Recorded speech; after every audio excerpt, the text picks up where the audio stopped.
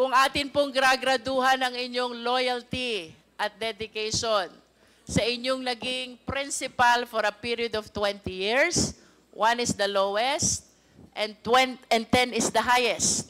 10 po. Ganon po kataas ang loyalty at dedikasyon nyo sa dating presidente. Tama po ba? Yes, Your Honor. At dahil sa napakataas ng inyong loyalty at dedikasyon sa kanya, hindi po kayo magsasabi ng kahit na anong ikakapahamak niya. Tama po ba o mali? Tama po. At kung kailangan nyo pong ialay ang buhay nyo, mailigtas lamang ang dating Pangulo, gagawin nyo din po ba yon? Yes, Your Honor. See? Kung kaya nyo pong ialay ang buhay nyo, mailigtas ang dating Pangulo, the more reason na kaya nyong magsinungaling, mailigtas lang ang dating Pangulo. Pares tayong galing sa serbisyo, kaya alam ko yan. Kaya huwag mong sagutin si Honorable Luis Ron ng ganun. Ang tamang sagot mo, hindi naman ako inutusan ni Mayor. Di ba? Mr. Benaventura? Yes, Your Honor. Yes. So, the next interpellator is Congresswoman Jinky Luistro. You have 10 minutes. Thank you, Mr. Chair. Your Honor, mayroon akong prepared opening statement. Pwede ko pang mabasa ito before answering your query or question. Mahaba ba yung Kuha na po. Brief lang po. pwede bang malaman kung tungkol saan yung iyong opening statement, Mr. Yung Benaventura? tungkol po yung sa affidavit ni Colonel Garma accusing me of giving money as a reward. What is the pleasure of the body? Would we allow Mr. Benaventura to deliver his opening statement with regards to, I believe it is his answer to the accusations by Colonel Garma, tama? What is the pleasure of the body? In the spirit of fair play, Mr. Chair, I think we should, but just short. Okay, please make it short. Mr. Chairman. He has already, you have taken your oath, correct? Yes, Your Honor. Mr. Chairman, anyway, I don't have any argument with regards to the reading of the prepared statement of Ms. ISPO for Sunny Benaventura. But next time, to all those resource persons, dapat po, papadala niyo po mas maaga dito. That's the protocol that being established in this committee. Thank you, Mr. Chairman. Thank you, Congressman Paduano. So please make it short, Mr. Benaventura. Thank you, Your Honor. Good afternoon, Mr. Chair and members of the committees. I am Sanson Antioquia Buenaventura, a retired police officer with the rank of Senior Police Officer 4. I retired from the police service noon pa pong December 31, 2008. Mula noon, namuhay na po ako bilang isang sibilyan. Dati po akong security driver ng dating Mayor Rudy Duterte sa Davao City na naging presidente ng Pilipinas. Sa totoo lang po, right after my retirement, hindi na po ako naging security driver ng dating MRRD. Dahil po, ang gusto niya ay isang police officer ang maninilbihan bilang driver niya. Kaya mula po January 1, 2009 hanggang noong campaign period na tumatakbo siya bilang presidente ng Pilipinas at nanalo siya, hindi na po ako nakakasama sa kanya. Hanggang ngayon po, Your Honor, Mr. Chair. Sa mga sinasabi nila at lahat lang akusasyong idinawit nila sa akin, wala pong katotohanan lahat ng mga yon.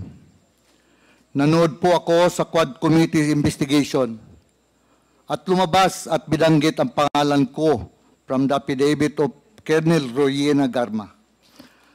Ayon sa affidavit niya, nakatanggap siya ng pera mula sa akin at sa dalawa pang tao na binanggit niya na sina Sergeant Swan at isang alias Boy Alsi bilang reward money para sa AJK na nangyayari dito sa ating bansa. Sa akin, hindi po totoo. Yan po ay hindi totoo. Sa mga naririnig kong mga napag-usapan sa Quad Committee investigation, na may kinalaman kay Colonel Garma, tulad ng nawawalang pira sa PCSO, mga kamag-anak niya, pati anak niya na pinapasok ng trabaho sa opisina ng PCSO, mga ari-arian niya sa labas ng bansa at dito sa Pilipinas, mga nangyayari sa Cebu ayon sa dating Mayor Tammy Osmeña at kung ano-ano pang findings laban sa kanya. Itong mga pinag-usapan ito marahil ang dahilan kung bakit idinawit niya ang pangalan ko. Inakusahan niya ako na nagbibigay ng reward money for AJK para ilihis lang ang investigasyon laban sa kanya. At upang maging mas kapani-paniwala, sinabi niya na siya ay nakatanggap ng 3 beses mula sa akin na reward money para sa AJK. Your Honor, Mr. Chair, sangayon po ako sa mga sinabi ni Honorable Congressman Acop sa matrix na ginawa ni Colonel Garma, kung saan wala at hindi kasama ang pangalan niya sa lahat ng kinasasakutan niyang issue. Iniiwas niya ang sarili sa investigasyon. Gawa-gawa lang niya ang lahat para makaiwas siya sa lahat ng mabibigat na issues laban sa kanya at kinasasangkutan niya. Your Honor, Mr. Chair, Colonel Garma should not accuse anybody to save herself. She has to prove every accusation she makes with evidence, hindi lang sa salita o sabi-sabi niya. Maraming salamat po sa inyo, Mr. Chair and members of the committees. With the permission of the chair. Yes, please proceed. Mr. Buenaventura, Yes, Your Honor. taga saan po kayo? Saan po kayo nag-originate or where were you born and raised? Davao City po. Davao City. Yes po. At I understand you're a police officer before your retirement. Saan po ba kayo nag-aral ng pagpupulis? Davao City po. Davao City rin po. And kayo po ba ay mayroong sariling pamilya? Yes, Your Honor. May asawa at anak po kayo. Yes, Your Honor. Taga saan po ang napangasawa nyo? Taga Davao din po. Going back to your police career, sir, saan po ba yung unang assignment nyo? Turil Police Station po. Saan po yon? Sa district o 3rd District of Davao. Turil Police Station, Turil, Davao City. Turil, Davao Yes, City. Your Honor. Anong taon po ito, sir? May 16, 1978 po. 1978. Pagkatapos po ng assignment nyo sa Turil, saan po ang sumunod? Tugbok Police Station po. Bugbog, Tugbok, Mintal, Davao City. Tugbog. Police Station, Mintal, Davao City. Sa Davao din po ito. Yes, Your Anong Honor. taon po ito? Hindi ko na maalala, Your Honor. Can you please give an approximate year? 1980s. 1978. I think 80 what? 1981. I'm not sure, Your Honor. I'm not sure. 19, maybe. Pagkatapos po ng Tugbog, sir, saan po yung sunod na assignment nyo? Sa Davao City. Saksa. Sa Davao City. Your Sasa. Honor. Sa Police Station, Davao City.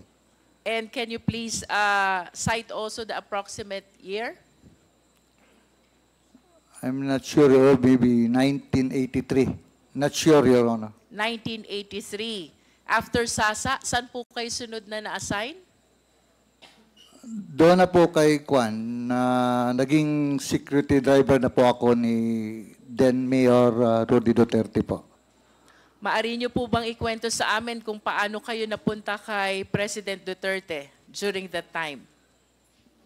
Mayroon pong order from Davao Metro Discom din na i-assign ako sa City Hall under Mayor Duterte's term. Whose order was that, sir? Davao City Police Office po. Oh, so the order came from the Davao City Police Office. Napunta po kayo sa Office of the City Mayor.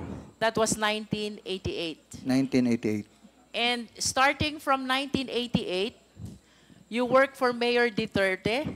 Can you please describe to us ano ho bang naging nature ng trabaho nyo sa noon ay Mayor Duterte? Security driver po. Security driver. And Yes, Your Honor. I wish to believe that as security driver, sir, kayo po ay halos 24/7 kasama ni Mayor Duterte. Yes, Your Honor. Paari niyo po ba siyang ilarawan? Anong klase po bang principal or VIP si Mayor Duterte? Simula nung 1988 hanggang 2008, kung saan kayo po'y nagtrabaho bilang driver security. Para sa akin po, mabait po si Mayor Duterte. And can you please share some incidents kung paano niyo po na-conclude na mabait si Mayor Duterte? This is 20 long years and I am sure marami ho kayong pwedeng ibahagi sa amin. Ano po yung personal nyong experience? Why you are saying mabait na principal si Mayor Duterte? Ganito po, minsan, kung gabi magpatrol, may madaanan kaming tao, tanungin niya kung saan ka mag-uwi. We out in the morning. Tapos sabi niya, pakilala siya, Mayor Duterte, saan kayo mag-uwi? Para hindi daw matakot. Sabi niya sa Santa Cruz, Mayor, outside Davao City. May dalang bata, may dalang anak niya, 3. Husband, wife, at saka yung anak nila na maliit. Sinabihan ni Mayor yung backup, ihatid nyo sa Santa Cruz, Davao del Sur. So, inihatid nila. Aside from that, Mr. Buenaventura, bukod ho dun sa paghahatid, dun sa nadaanan yung mag-ina, ano pa ho yung mga insidenteng maaari nyo ibahagi sa Quad? Bakit nyo sinasabing mabait na principal si Mayor Duterte? Minsan po, manonood siya ng news every afternoon, 5 p.m. Minsan may maghingi ng tulong yung mga bata na malaki ang ulo. Tawagin niya ako. Tawagan mo si Bong. Sagutin mo ang gastos doon sa ospital. Tapos, huwag niyo nang sabihin kung saan galing. By Bong, are you referring to Senator Bongo? Yes po, yes po. And with respect to you as a driver bodyguard, personal driver and bodyguard of Mayor Duterte, ano pong naaalala niyong insidente why you are concluding na mabait na principal si Mayor Duterte? Sa inyo pong personal na buhay, ano pong nagawa ni Mayor Duterte? Marami po. Can you please share some? Yung mga bata na cancer patient, binilihan niya ng bahay. Sir, I am referring to your personal and family life. Ano pong naitulong sa inyo Yung ng asawa dating ko po, Pangulo? kasi yung asawa ko, may cancer, breast cancer po. Tapos sabi niya, anong problema mo? Sabi ko, okay lang sir. Sabi ko, okay lang. Tinawag niya si Bong, Bong, tulungan mo si Sunny. Yung tinulungan po ako. 2 beses na operahan yung misis ko. Cancer patient. Ngayon po, at least, wala na siya. Okay na. Ayos, actually, na-cure po siya, na-cure. Nasaan po yung misis nyo ngayon? Nasa Davao po. And in addition po dito sa hospitalization ng misis nyo, ano po ba ang naalala nyo na naitulong ni Mayor Duterte sa pamilya nyo? Wala naman po, kasi ako po, talaga, may sinabihan si Mayor. May sinabihan siya na yung guwan, sabi niya, son, sabi ni Mayor, ito si, not to drag myself, ma'am. Sabi niya, ito si Sunny, wala talagang binigay sa akin tong problema. Tinutulungan pa ako. Kasi hindi kasi ako nagakuan sa kanya, sir, ganito problema ko, sir, ganito problema ko, sir, bahay. Wala po, wala talaga. Kung ano lang ang kuan niya, ma'am, na siguro pag wala talaga kahit sa school, hindi ako nagakuan sa kanya na may problema ko sa mga anak ko sa eskwelahan. Magkano man lang kuan namin yun, walang trabaho pa yung first mga asawa ko. Wala, hindi ako nagakuan sa kanya na ganito, ganyan, kurente, wala talaga, ma'am. Are you trying to say, Mr. Buenaventura, that for a period of 20 years, that is from 1988 to 2008, Ma'am, sorry po. ang sinasabi niyo po ba simula 1988 hanggang 2008 ang naging personal na tulong lang sa inyo ni Mayor Duterte ay yung pagpapa-ospital ng inyong misis at wala nang iba? Minsan po, siyempre, pagdating ng Christmas, bigyan ka ng bonus, ganon. Pero kahit nagpatayo ako ng bahay, wala man, hindi man siya nagkuhan. Hindi man na din ako nagsabi sa kanya. Nagpatayo ako ng bahay, sarili ko, unti-unti. Hindi man ako nagsabi sa kanya, nagpatayo ako ng bahay, so wala. In other words, Mr. Buenaventura, aside from the modest gifts during special occasions, ito lang ang naaalala niyong naitulong na personal sa inyong pamilya, ang hospitalization ng inyong breast cancer na misis. Mayroon naman, ma'am, pero hindi ko na makuha niya. Mga konti-konting bagay. Minsan, bigyan ka ng sapatos, shirts, ganyan lang, ma'am. Mr. Buenaventura, how well do you know the President? Gaano niyo po kakilala si Pangulong Duterte? Mabait po siya sa tao. Bukod po sa mabait na sa tao, what else can you say about him? Kalaban niya po yung mga kriminal. Mr. Buenaventura, I wish to believe na dahil kayo po'y taga Davao, doon kayo pinanganak, doon kayo naging pulis, doon kayo nagkaroon ng unang assignment hanggang sa napunta kayo kay Mayor Duterte. Talagang kilala niyo po si Mayor Duterte. Tama po ba? Yes, Your Honor.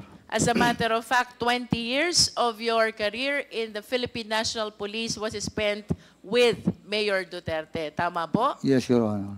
At nais ko po sanang tanungin ito hong mga personalidad na babanggitin ko sa inyo na sa tingin ko po kilala nyo ito dahil sa haba ng panahon nakasama nyo siya sa inyong trabaho. Nakikilala nyo po ba si Police Chief Inspector Ernesto Makasait? Yes, Your Honor. Sino po siya? Bimidal Police Officer ng Davao City yun. How about SPO4 Desiderio Dick Cloribel? Yes, Your Honor. Kapwa police ko po.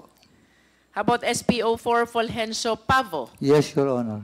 SPO4 Bienvenido Laud? Yes, Your Honor.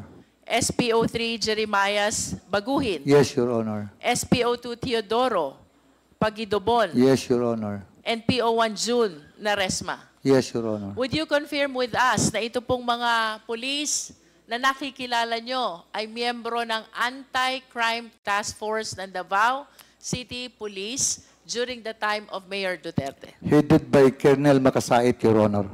Yes. I will be proceeding to the next batch of police officers, Mr. Buenaventura. Nakikilala niyo po ba si SPO3 Reynaldo Capute? Yes, Your Honor. How about SPO3 Simplicio Capute? Simplicio. Simplicio Capute. Simplicio Caputi, wala po. SPO2 Antonio Balolong. Yes, Your Honor. SPO1 Jim Tan. Yes, Your Honor. SPO1 Ben Furog. Yes, Your Honor.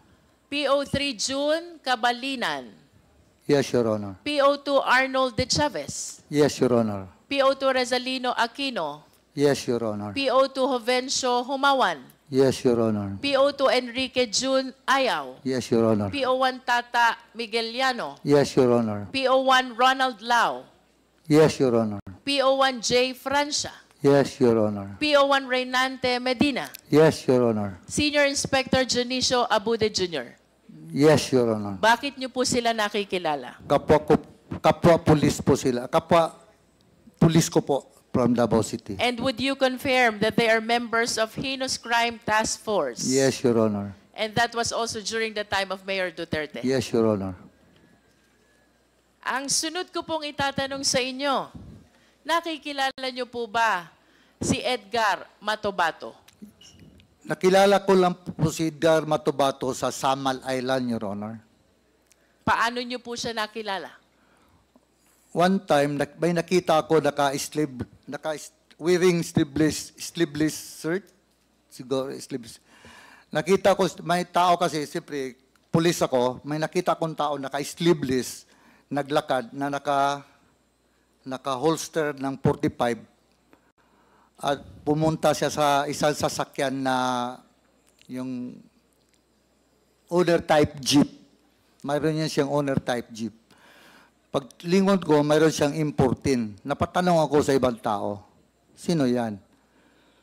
Yan si Edgar Matubato, tauhan ni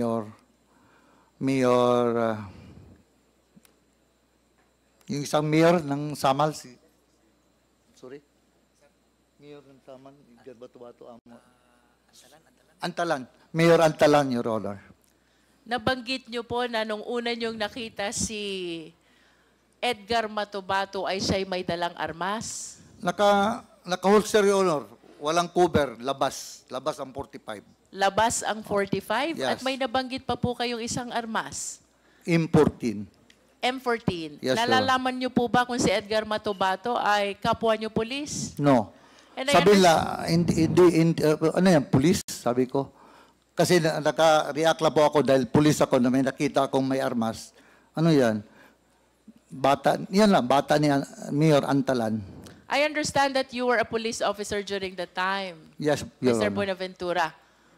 Did you not bother to prompt Sabi kasi Edgar nila, Matubato? sabi nila member ng CHDF, Ano po yun? Civilian Home Defense Force, Your Honor. Saan po ba naka-attach itong civilian force? Civilian Police Force. na Home Defense Force. Army po yun sa Army. Civilian Home Defense Force. Yes, Your Honor. Saan po ba attach itong Civilian Home Defense Force? Sa military po, Army. Sa military po.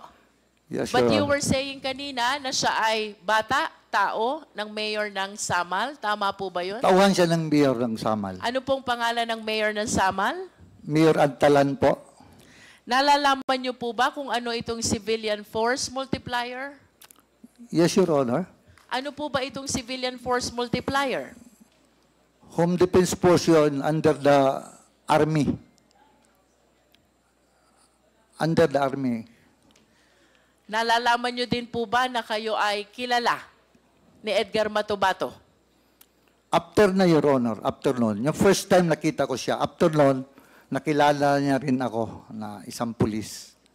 Kaya, Kilala po kayo ni Edgar Matubato bilang boss doon sa grupo ni Mayor Duterte. No, Do you na- confirm this? hindi naman boss, Your Honor. Security driver lang po ako. Pero Security driver. would you confirm na kayo po ay kilala ni Edgar Matubato bilang isa sa mga tao Isang ni Mayor pulis po, Duterte? isang pulis. And would you confirm also that for quite some time ito hong si Edgar Matubato ay naging tao din ni Mayor Duterte? Hindi po. Not at any point in time. Narinig ko yung sabi niya na naging security siya ni Mayor Duterte. Hindi po totoo yan. Hindi totoo. Na naging security siya ni Basti, naghatid sa eskwelahan. Hindi po totoo yun. Hindi po totoo. Ang security ni Mayor Duterte, puro pulis. Mr. Buenaventura, may mga babanggitin pa rin po akong pangalan dito. Yes, Your Honor. Nakikilala niyo po ba si Chris Lanay? Chris Lanay. Hindi ko makuha mo, Your Honor. Si Andong? Hindi ko kilala, Your Honor. Si Jopet? Hindi, Your Honor. Si Alvin Laod? Pulis din yun, Your Honor. Alias Boboy Maldito? Hindi, Your Honor. Alejandro Casas alias Toothpick? Yung bata ni Juan yun, Your Honor, ni Las Cañas. Si Boy Pondoyo alias Boy Chacha? Sa City Hall po yun, Your Honor. Alias Inchik? Hindi ko kilala, Your Honor. Jerry Troso? City Hall po, Your Honor. De La Serna Brothers? Hindi ko Sina kilala. Ayan, Yoyin, at Jongjong? Hindi ko kilala, Your Honor. Duhilag Brothers na may pangalang Roland, Yanyan, Alan, at Valentin. Hindi ko kilala, Your Honor.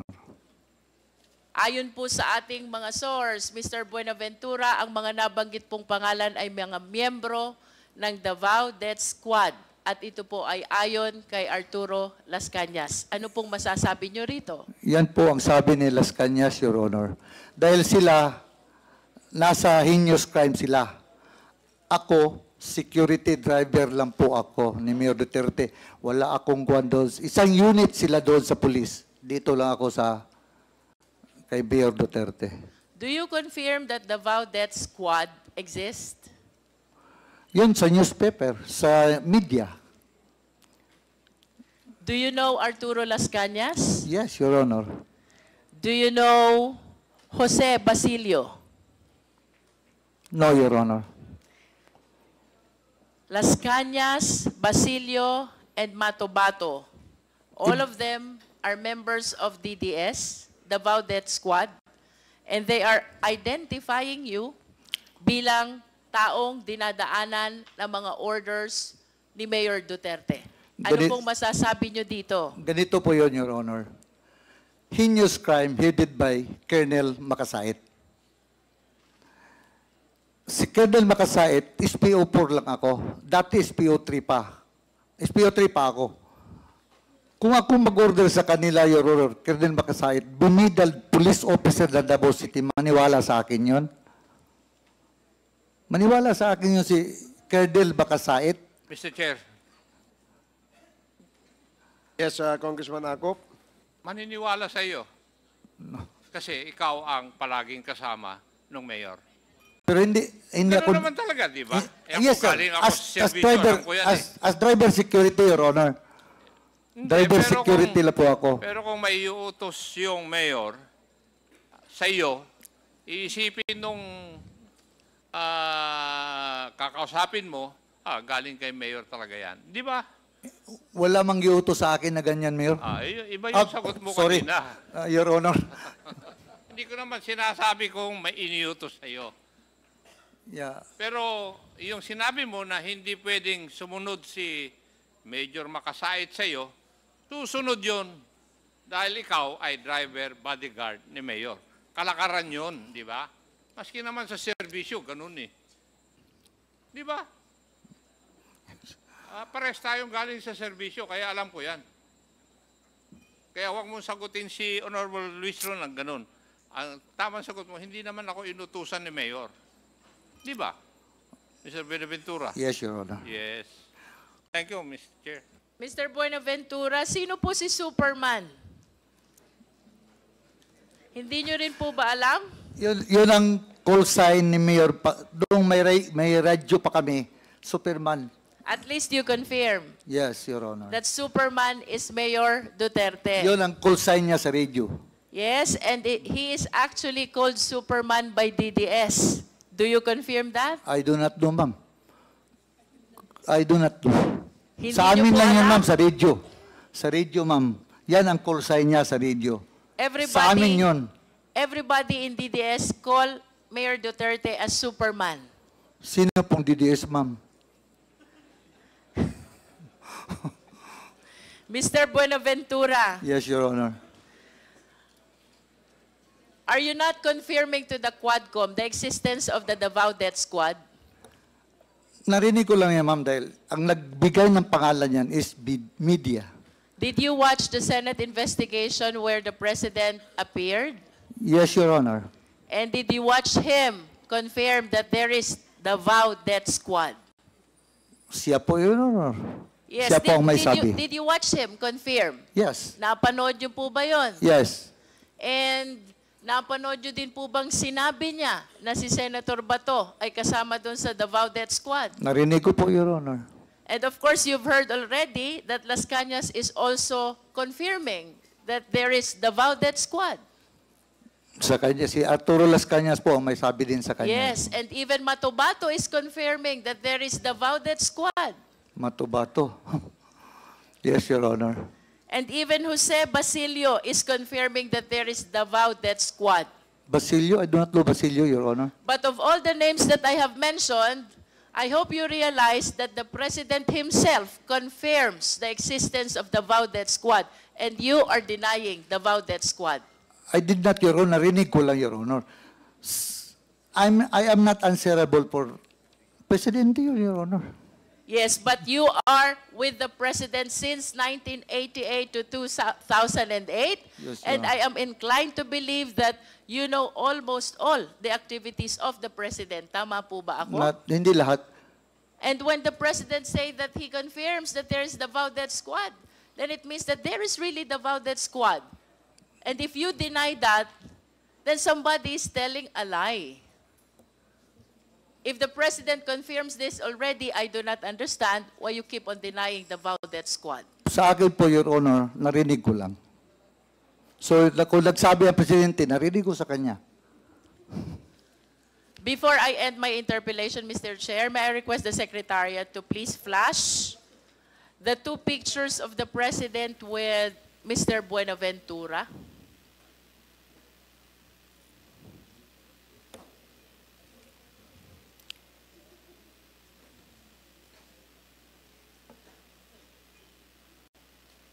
Can we have the 2 pictures, Secretariat, please?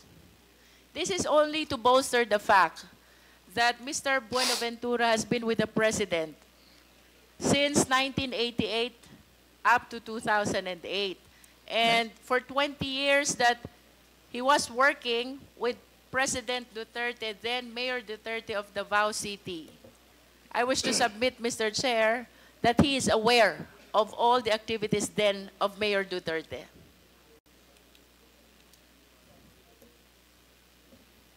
Secretariat.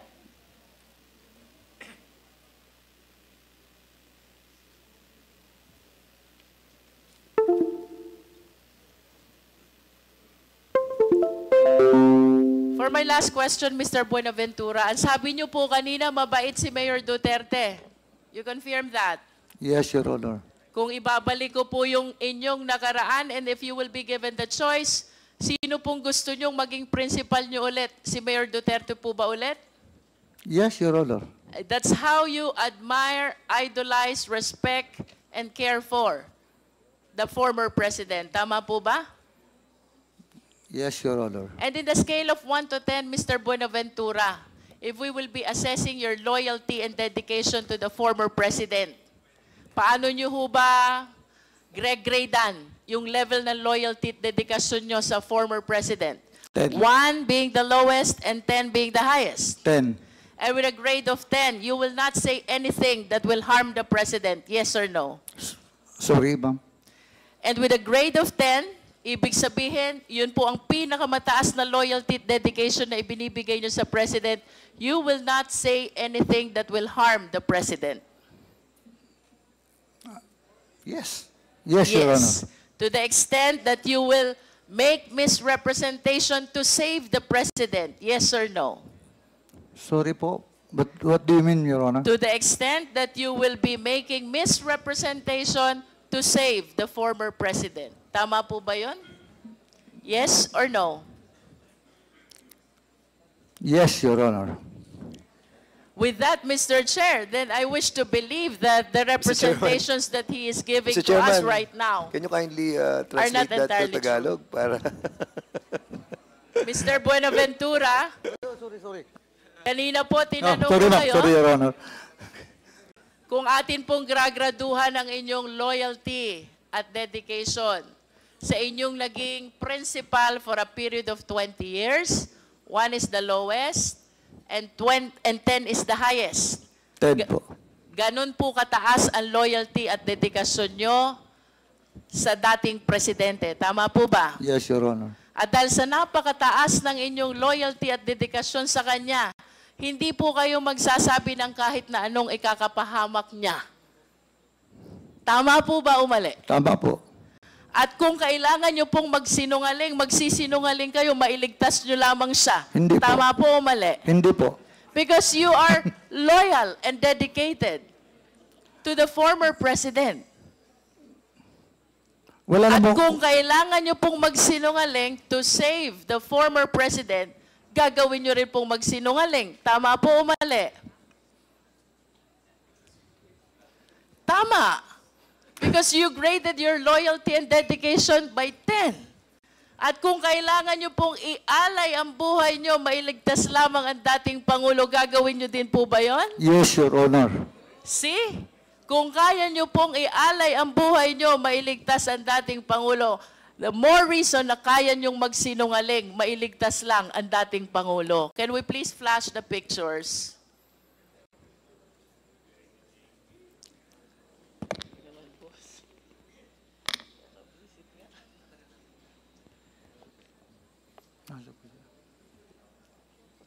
Next picture, please. The two old pictures. There. Maaari niyo po bang ituro sa amin dyan? Sino po ba kayo dyan? Yung nakatindig po, nakaputi. Yun pong nakatayong nakaputi. Yes, Your Honor. Sino po yung may bilog doon sa gitna? Si dati presidente po. At sino naman po yung mga kasama ninyo sa picture? Taga-media po. Taga-media. Saan po ba kuha itong letratong ito? Sa kuwan po, sa Turil, yung sa lang Eden Bayabas po, hindi pa yon, wala pa yung, Mga anong taon po ba kuha itong letratong ito? hindi ko lang maalala.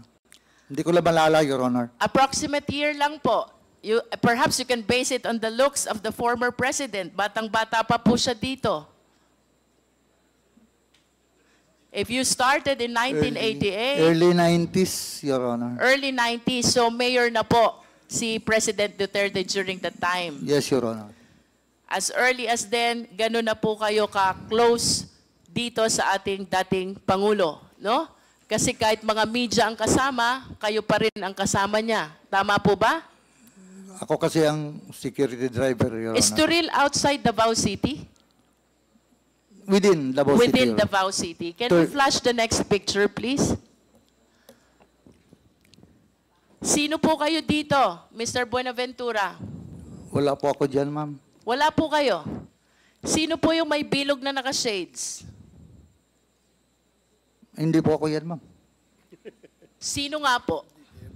Yung may bilog na naka-shades, if you can identify him. Nakikilala niyo po ba siya? Hindi po, hindi po. I think nakikilala ko po siya. He's the former president. Tama po ba? Ay, yung isa, ma'am. Yung dalawa kasi nakabilog, ma'am. Yung isa, ma'am, hindi ko kilala. Itong isa, ma'am, kilala ko. He's the former president. At ito pong nasa bandang kaliwa, sino po ba yon? Hindi ko kilala yan, ma'am. Hindi niyo po nakikilala. Yun pong nasa likod. Ay, hindi po. Hindi nyo rin po kilala. But at least the first picture, Mr. Chair, shows that as early as 1990s, Mr. Buenaventura is already with the President, and having spent 10 years of his police career with the President during the time as mayor of Davao City, I wish to believe that he has given so much loyalty and dedication to the President, as proven by his recent answers. Ang sabi po niya, kung kailangan niyang ialay ang buhay niya to save the President, gagawin niya. At kung kailangan niyang magsinungaling to save the President, magsisinungaling siya. I submit, Mr. Chair. Thank you, Congresswoman Jinky Luistro. I was listening to our resource persons about the statistics as to the number of lawyers who were victim of EJK. Do we have statistics already with respect to the prosecutors and with respect to the judges? Or does this number include already the prosecutors and the judges? If I may, Your Honor, yes, the number already includes judges and prosecutors. Actually, just a clarification, while the NUPL reports that there were 59 lawyers killed, this number is qualified as lawyers were killed because of prima facie work-related, but there were actually 65 lawyers and judges killed during this period, Your Honor. And have we verified, Attorney Conti, whether this 59 or 63 lawyers, some are prosecutors and judges, were actually handling cases of dangerous drugs law? All Yes. of them? Not all of them, Your Honor. There are a few, and the problem is if the police do not investigate further and float many other motives for the killing, the drug connection cannot be pursued any further. But among them would be, as Attorney Colmenares has already mentioned, lawyers of Rolando Espinosa, lawyers of Melvin Odicta. These are, well, so-called drug lords. There is also a former judge, Ezekiel Dagala, who was named in the narco list. There was also a lawyer, Baby Maria Concepcion Landero Ole, whose late husband's involvement was alleged to be, because he was formerly detained on drugs charges. Her late husband's involvement was the alleged motive for the killing. There was a prosecutor in the Parahinog case, Your Honor, Jeronimo Marabe Jr., and the judge in the same case, Judge Edmundo Pintac. These two were killed in the same because of their relation in the same In case. other words, Attorney Conti, can we say that generally these lawyers are handling or involved in dangerous drugs cases? Yes, Your Honor.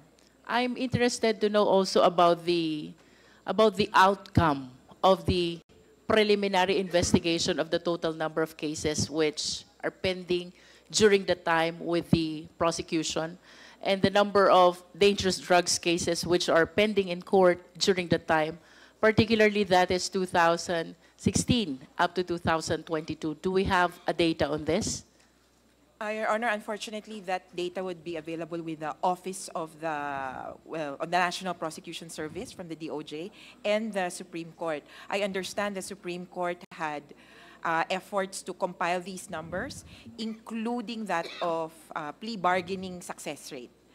If their Would you program be was- willing to help the Quadcom solicit this information from the Supreme Court?